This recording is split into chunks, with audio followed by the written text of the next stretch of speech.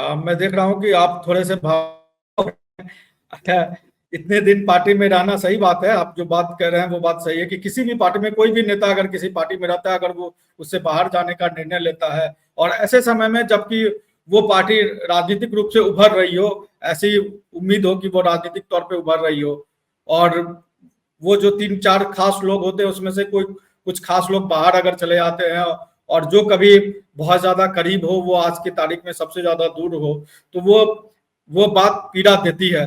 कुछ जयराम जी, माफ करिएगा संजय जी, जयराम महतो से जुड़ी हुई कुछ आपको यादें, आपको याद है जो आप चाहेंगे कि वो बातें आपके दिमाग में हमेशा रहेगी कि आपने और जयराम महतो ने ऐसे दिन कभी बिताए थे?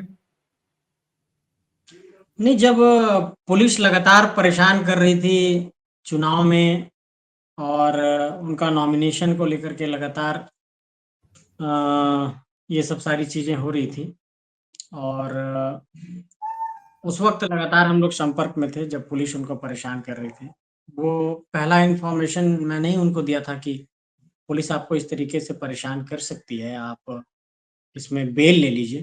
तो उन्होंने कहा था कि ठीक है, देखेंगे। उसके बाद हालाँकि पुलिस परेशान करने लगी। तो उस दौरान हम लोग लगातार संपर्क में थे कि कैसे क्या करना है, चीज़ों को कैसे हैंडल करना है।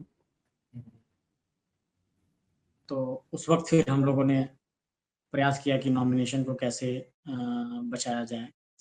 तो इस तरह की चीज़ें हैं और जब मैं चुनाव प्रचार अपना ख़त्म किया तो मेरे चुनाव के बाद उनका चुनाव था। तो फिर मैं उनके चुनाव प्रचार में गया था। तो काफ़ी यादें हैं, यादें तो रहती हैं, एक परिवार है तो। एक राकेश कुमार महतो हैं, वो लिख रहे हैं कि फैसला वापस लीजिए दादा। तो क्या क्या आप लोग के प्रशंसक है, लोग चाहते हैं कि आप और जयराम महतो जुड़े हुए, ये जो हमारे पास कमेंट्स आए हैं उस आधार पे मुझे ये लगता है कि लोग चाहते हैं कि जयराम महतो और संजय मेहता जुड़े हुए रहें। ये लोगों की भावना है। अब उसका नुकसान, राजनीतिक नुकसान संजय मेहता को कितना होगा, जयराम महतो को कितना होगा, ये तो चुनाव में पता चलेगा, इसकी हम भविष्यवाणी नहीं कर सकते। लेकिन लोगों की ये भावना है कि दोनों जुड़े हुए रहें। संजय जी। नहीं, लोगों की भावनाएँ हैं, उनका सम्मान है और मैं उन सभी लोगों का सम्मान देखिए, मैं स्पष्ट तौर पर ये कहना चाहता हूँ एक बात, हम बहुत साधारण घर से निकले हुए लड़के हैं और वास्तव में हम लोग कुछ करने निकले हैं, मतलब ऐसा कोई लस्ट नहीं है, मैं आपको बार-बार कह रहा हूँ। अगर आप मुझे पढ़ पा रहे होंगे तो, मेरे अंदर ऐसी कोई लालसा नहीं है, ऐसा कोई लस्ट नहीं है कि विधायक बन जाना है, सांसद बन जाना है, किसी तरीके से कुछ हासिल कर लेना है, ऐसा कोई लस्ट नहीं है। वास्तव में कुछ करना चाहता हूँ और इसलिए इतना केस, मुकदमा, संघर्ष करके इस संगठन को आगे बढ़ाया और यहाँ तक लेकर के आया। लेकिन अगर आपके संगठन का मुखिया ही आपको बार-बार सार्वजनिक मंचों पर अपमानित करे, बार-बार आपसे ये कहा जाए कि आप इस काबिल नहीं थे, आपको हमने इस काबिल बना दिया। मैं कहता हूँ कि ठीक है, संजय मेहता की कोई पहचान नहीं थी, संजय मेहता शून्य था। संजय मेहता किसी काम का व्यक्ति नहीं है, मान लिया। लेकिन क्या संगठन के सभी लोगों के लिए आप ये बात कहेंगे? आप देवेंद्र के लिए भी यही बात कहते हैं, उनकी कोई पहचान नहीं थी, उनको हमने पहचान दिया। आप मनोज जी के बारे में ही कहते हैं, उनकी कोई पहचान नहीं थी, हमने दिया। मेरा कहना है कि संगठन का शीर्ष नेतृत्व पूरे भारत में कहीं भी अपने संगठन के नीचे वाले नेतृत्वकर्ताओं को इस तरीके से ह्यूमिलिएट नहीं करता होगा सार्वजनिक मंचों पर, मीडिया पर आकर के। ये तो आहत करने वाली बात है। तो इन्हीं सब चीज़ों से दुःख हुआ है और जिन कार्यकर्ताओं की, मेरे साथियों की जो भावनाएँ हैं, उनका कद्र है और उनका सम्मान है और वे सभी लोग जिन लोगों ने भी मदद किया है, उन सब के लिए मैं हमेशा खड़ा रहूँगा, उनके सुख में, उनके दुःख में। वो जहाँ भी उनको मेरी ज़रूरत पड़ेगी, उनके लिए भी खड़ा रहूँगा। और एक बात मैं बहुत ही शिद्दत के साथ कहना चाहता हूँ कि उस संगठन के अंदर मेरे भी कई लोग हैं, जिनको हमने संगठन से जोड़ा है। मैं चाहता तो अपने साथ कई लोगों को सामूहिक तौर पर इस्तीफ़ा दिला सकता था। मेरे कई साथी अभी भी हैं, 12-13 प्रखंडों से लोग मेरे पास आए, उन्होंने कहा कि हम सामूहिक तौर पर इस्तीफ़ा देंगे। हमने कहा, नहीं, ये नहीं करना है आपको। तो मैं ये कह रहा हूँ कि जब हमारे लोग वहाँ पर हैं तो मैंने उन लोगों को ये भरोसा दिया है कि आपको जब भी मेरी ज़रूरत पड़ेगी, तो संजय मेहता आपके लिए खड़ा रहेगा। इसलिए कि आप किसी दल में हैं या किसी दल के आप कार्यकर्ता हैं या पदधारी हैं, मैं आपके लिए नहीं खड़ा रहूँगा, ऐसा नहीं हो सकता है। अगर आप झारखंडी जनमानस हैं, आप हमारे साथ पूर्व में भी जुड़े रहे हैं, तो आप हमारे साथ अगर पूर्व में भी जुड़े रहे हैं और वर्तमान में मैं आपके साथ नहीं हूँ, तो इसका मतलब ये नहीं है कि मैं आपके सुख-दुःख का साथी नहीं रहूँगा। मैं आपके सुख-दुःख का हमेशा साथी रहूँगा, इस बात का मैं विश्वास दिलाता हूँ। एक मैं बहुत आश्चर्यजनक बात बता रहा हूँ आनंद जी आपको। कोई संगठन है, तो अगर हम लोग उसके पदाधिकारी हैं, तो हम लोग कोई स्वतंत्र कार्यक्रम भी कहीं कर सकते हैं ना। अपने संगठन के विस्तार के लिए, संगठन को आगे बढ़ाने के लिए कोई कार्यक्रम तो कर सकते हैं। लेकिन हमारे संगठन में अगर कोई स्वतंत्र कार्यक्रम कर रहा है, जिसमें वो नहीं आ रहे हैं, तो उस कार्यक्रम को करने के बाद नोटिस जारी कर दिया जा रहा है कि ये कार्यक्रम आप क्यों कर रहे हैं? इस कार्यक्रम इस कार्यक्रम को करने की क्या आपने अनुमति ली है? तो क्या हर कार्यक्रम को केंद्रीय अध्यक्ष के हस्ताक्षर के बाद, अनुमति के बाद ही व्यक्ति करेगा? तो क्या कोई छोटा-मोटा कार्यक्रम किसी कार्यकर्ताओं को एकजुट करके संगठन पर विचार-विमर्श, नीतियों पर कोई एक छोटा-सा कार्यक्रम भी इंडिपेंडेंट अगर कर रहा है, तो उस पर आप नोटिस भेज रहे हैं। ये कहाँ की परिपाटी? मैंने ऐसा कोई परिपाटी नहीं देखा है। मैंने आईपैक में काम किया, प्रशांत किशोर जी के साथ, लंबा वक़्त बिताया वहाँ पर। बैकडोर पॉलिटिक्स को बहुत नज़दीक से देखा।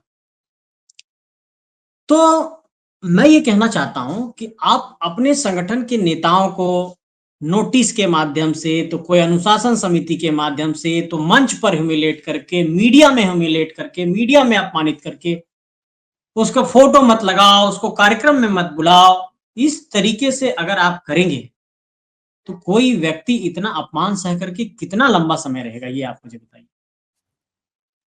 आपके बारे में भी कहा गया कि आपने अपने प्रोफाइल से जयराम महतो की तस्वीर हटा दी और उसका उनका जिक्र करना आपने बंद कर दिया। इस तरह की भी बातें जयराम महतो की ओर से कही गई। उनके करीबियों लोगों ने कहा कि उन्होंने एक तरीके से अपना रास्ता, जो आप कह रहे थे कि सभा कर आपने की, तो उन्होंने कहा कि उन्होंने अपनी पहचान जयराम महतो, क्योंकि उस पार्टी के पहचान जयराम महतो थे, तो उस पहचान को हटा दिया, जयराम महतो की तस्वीर हटा दी। इस तरह की भी कोई बात हुई थी क्या? मैं ही वो व्यक्ति हूं जिसने झारखंड मांगे जयराम अभियान को लॉन्च किया था, और झारखंड मांगे जयराम अभियान से और उनके इमेज को बूस्ट अप करने की मैंने पूरी प्लानिंग रखी थी। और बकायदा हमने संगठन से वैसे लोगों को जोड़ा, हमारे एक साथी जो इंपीरियल कॉलेज लंदन से पढ़ करके आए थे, जिन्होंने बिजनेस एडमिनिस्ट्रेशन में मास्टर किया वहां से, उनको हमने संगठन से जोड़ा कि आप आइए संगठन में काम करिए और पॉलिसी प्लानिंग पर हम लोगों को एडवाइस दीजिए। ऐसे कई सारे स्कॉलर्स को हम लोग जोड़ रहे थे, इंटेलेक्चुअल्स को जोड़ रहे थे। कई ऐसे साथी हैं जो विदेशों में पढ़ाई कर रहे थे और झारखंड के हैं या झारखंड में आकर के कुछ अपना योगदान देना चाहते हैं। कई ऐसे साथी जो एक्साइसेस के हैं, टिस के हैं, कुछ आईआईटीएन हैं, कुछ आईआईएम के हैं। मैं उनको जोड़ने के लिए प्लानिंग कर रहा था, लेकिन इस तरह की स्थितियां नहीं बनी। अब झारखंड मांगे जयराम से बड़ा अभियान और क्या हो सकता है? मेरा तो प्रोफाइल पिक्चर ही झारखंड मांगे जयराम अभियान हमने चेंज कर दिया था। लेकिन आप किसी को इतना अपमानित करेंगे, तो वो व्यक्ति कैसे रह पाएगा? हमने झारखंड मांगे जयराम अभियान का एक नंबर लॉन्च किया कि अभियान से जुड़ने के लिए इस नंबर पर आप लोग मैसेज कर सकते हैं। तो मुझे ये बताइए कि उसी नंबर को यही लोगों ने फर्जी साबित कर दिया, तो इस तरीके से आदमी कैसे काम करेगा? आपने बताया कि आप आईपैक में जुड़े हुए थे। आईपैक में प्रशांत किशोर भी रहा है। मेरी उनसे मुलाकात कई बार हुई, कलकत्ता में हुई, जब वो ममता बनर्जी का कैंपेन को संभाला, तो उस दौरान भी प्रशांत किशोर से मुलाकात हुई। प्रशांत किशोर ने अपनी रास्ते अलग कर लिए, वो बिहार में अलग पार्टी उन्होंने बना ली। ऐसी कोई योजना आपकी है क्या?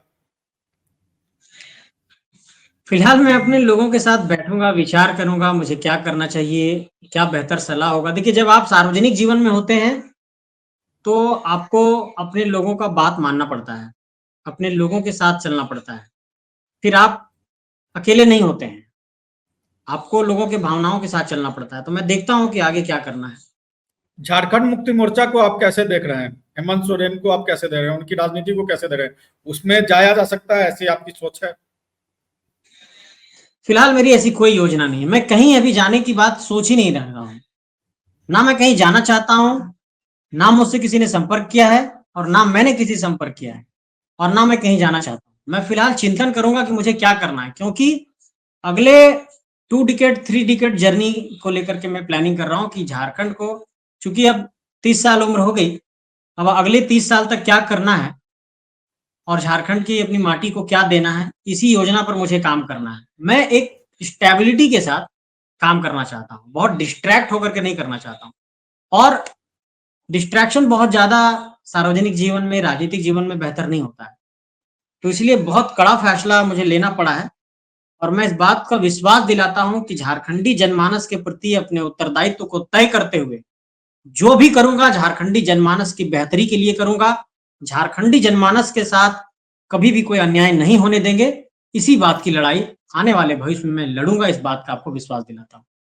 आपने कहा कि जयराम महतो से से एक तरीके से मनमुटाव हो गया आपका, तो जयराम महतो या उनके उनसे मनमुटाव हुआ तो नहीं, मैंने जयराम कभी नहीं महतो कहा कि को, मन मुटाव हुआ।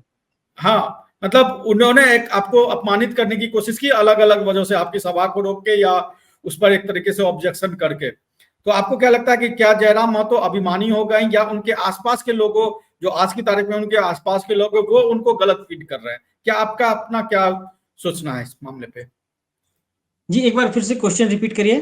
क्या जयराम महतो के अंदर घमंड आ गया है, जयराम महतो पहले जो थे वो नहीं है, या फिर उनके जो आसपास के लोग हैं वो गलत फीड कर रहे हैं जयराम महतो को अपने पुराने लोगों के बारे में? नहीं, मैं इस पर कोई टिप्पणी नहीं करना चाहता, इस पर जनता मूल्यांकन करे। मैं इस पर कोई टिप्पणी नहीं करना चाहता।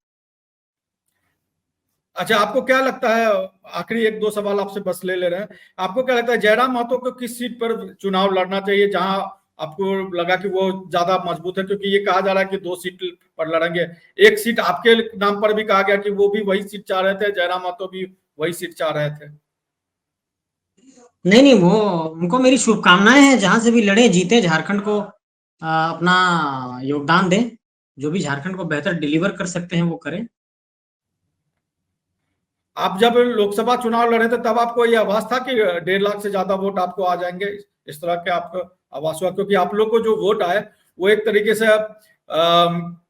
मीडिया को भी एक तरीके से झटका लगा कि इतने वोट क्यों आ गए, क्योंकि आमने सामने की लड़ाई थी, कोई तीसरे मोर्चा का विकल्प वहां दिख नहीं रहा था। नहीं, नहीं, हम लोग तो गांव-गांव गए थे, उम्मीद तो था कि और भी वोट आएंगे, लेकिन चुनावी अभियान के दौरान बूथ लेवल की कमेटी हम लोगों की ग्राउंड लेवल पर नहीं थी बहुत जगहों पर। और बहुत जगहों पर चूंकि हम लोग बड़ी सभाएं नहीं कर पाए, मतलब बहुत जगहों, क्या हजारीबाग लोकसभा के क्षेत्र में एक भी बड़ी सभा नहीं हुई थी। सिर्फ हम लोग चौराहे चौराहे, स्ट्रीट कॉर्नर मीटिंग्स कर रहे थे, जो चौराहों पर जाकर के नुक्कड़ सभाएं होती हैं, उन नुक्कड़ सभाओं को हमने संबोधित किया। एक दिन में लगभग 18-19 नुक्कड़ सभाएं, सुबह 6 बजे से रात के 9 बजे तक हम लोग संबोधित करते थे, लोगों से मिलते थे। वही हमारे प्रचार का पैटर्न था। एक दुख हुआ इलेक्शन के दौरान कि चुनाव प्रचार के दौरान संगठन के स्तर से कोई भी, मतलब नेतृत्वकर्ता हमारे पास प्रचार करने नहीं आए। संगठन के साथी थे, लोकल साथी जो हजारीबाग लोकसभा क्षेत्र के थे, और वो भी खुद से नहीं पहुंच पाए।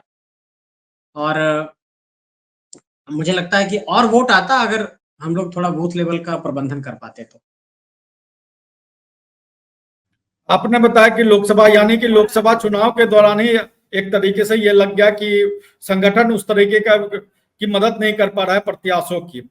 आपने कहा कि लोकसभा चुनाव के दौरान ही इस तरह का सपोर्ट नहीं मिला, तो क्या आप लोगों के बीच जो है वो दूरियां उसी समय से शुरू हो गई जब लोकसभा चुनाव में जिस तरीके से संगठन का आपको सपोर्ट नहीं मिला, जैसा आप कह रहे हैं? नहीं, रामगढ़ और मांडू के जो हमारे अधिकांश साथी थे वो गिरिडीह लोकसभा मूव कर गए थे, तो इस कारण से भी मुझे परेशानी हुई थी। वो प्रचार अभियान में गिरिडीह मूव कर गए, उसके कारण से यहाँ पर परेशानी हुई थी।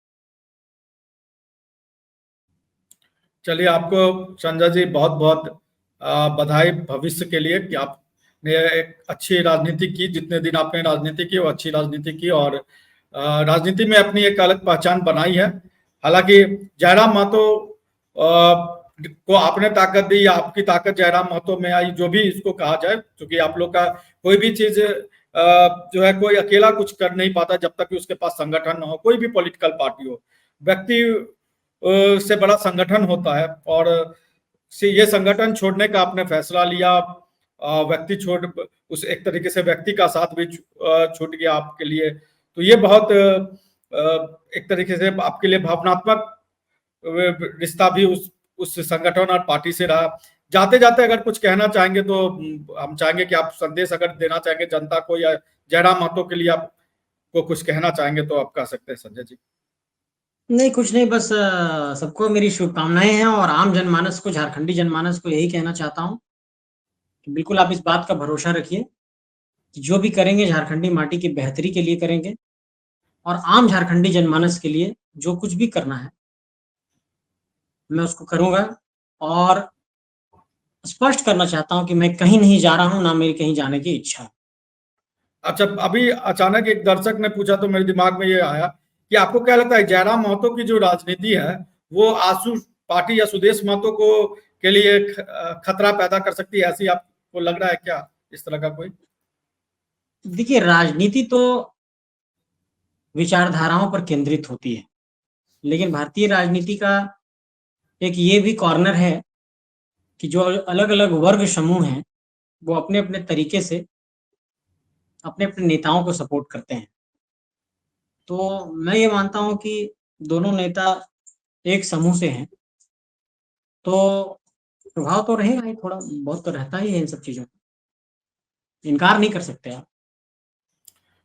सुदेश महतो की राजनीति आपको पसंद आ रही है क्या, या आएगी आने वाले समय में?